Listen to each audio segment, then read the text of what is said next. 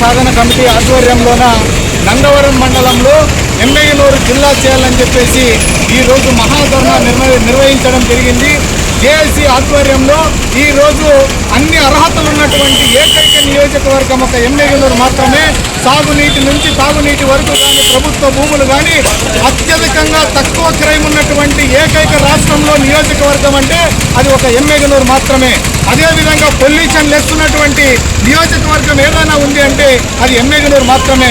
ఈ రోజు రాజకీయ విశ్లేషణలు కూడా ఈ ఎమ్మెగనూరు నుంచి దాదాపుగా 2 సీఎంలు ఇచ్చినటువంటి చరిత్ర మన ఎమ్మెగనూరుకు ఉంది. అదేవిధంగా కోట్ల విజయభాస్కర్ రెడ్డి, అదేవిధంగా దామోదరం సంజీవయ్య గారు కూడా ఈ ఎమ్మెగనూరు నుంచే సీఎం అయినటువంటి చరిత్ర ఉంది.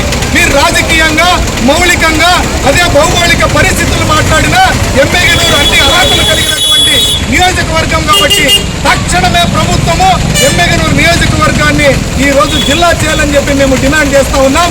అదేవిధంగా ఇంతలోనే వేల కోట్లు దాదాపుగా 100 ఎకరాల భూములు కొని వైఎస్ఆర్సీపీ కాంగ్రెస్ నాయకులంతా కూడా ఈ రోజు ఎమ్మెగనూరు అభివృద్ధిని అడ్డుకుంటున్నటువంటి చరిత్ర మీకుంది కాబట్టి రాబోయే రోజుల్లో మీ వైఎస్ఆర్సీపీ కాంగ్రెస్ పార్టీ మీ యొక్క భరతం ఎమ్మెగనూరు ప్రజలు పడతారు ఖచ్చితంగా.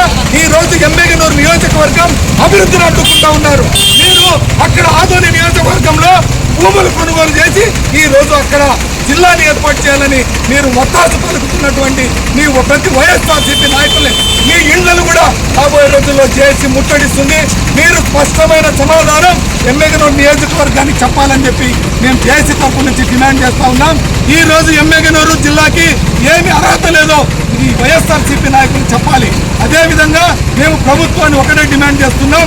ఖచ్చితంగా ఎమ్మెగనూరులో తాగునీరు, సాగునీరు, విద్య, వ్యాపారం, వాణిజ్యం అన్నిటికీ ఉపాధి వరకు కూడా అన్నిటికీ అనుగుణంగా ఉందని చెప్పేసి ఈ రోజు 2 రాష్ట్రాలను కలిపేటువంటి ఏకైక వారిది అది ఎమ్మెగనూరు నియోజకవర్గం. ఇటు తెలంగాణ చూసుకున్నా, అక్కడ కర్ణాటక నుంచి చూసుకున్నా కరెక్ట్గా సెంటర్ ఉన్నటువంటి ప్రాంతము ఎమ్మెగనూరు. ఆ సమస్యాత్మకమైనటువంటి లేని సమస్యలు ఇక ఎమ్మెగనూరు ఉంది కాబట్టి ఎమ్మెగనూరుని మనము జిల్లాగా సాధించుకునేంత వరకు మేము పోరాటం చేస్తాం. అదేవిధంగా నందవరం మండలంలో వచ్చేసినటువంటి నాయకులకి, జేఏసీ నాయకులకి, ప్రజాప్రతినిధులందరికీ కూడా ప్రత్యేక ధన్యవాదాలు తెలుపుకుంటున్నాం.